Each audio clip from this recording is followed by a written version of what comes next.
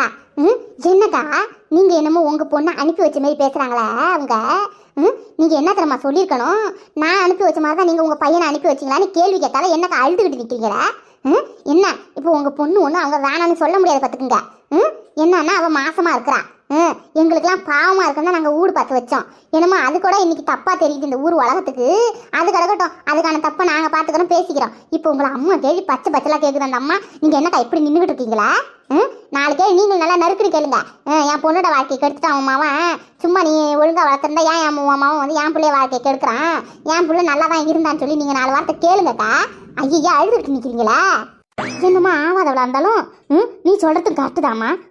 என்னம்மா தெரியாத ஆள் நீ என் புள்ளியோளுக்கு ஊடு கொடுத்த. நானும் கோவத்தில் தான் இருந்தேன். அதுக்குன்னு இட்டுட்டு வந்து இப்படி கொடுமைப்படுத்துவாங்களா? எங்ககிட்ட ஒன்றும் இல்லாத இல்லைம்மா. ஏமா சயா என் ஊட பார்த்தியா? அங்கே பாரு, இவன் வெறும் கருங்கல்லாம் கட்டி வச்சுக்கிறா. நான் எப்படி ஊட்ட எப்படி கண்ணாடி மாரி கட்டி அழைச்சி வச்சுக்கிறேன் பாரு. ஒன்றும் இல்லாத ஆனால்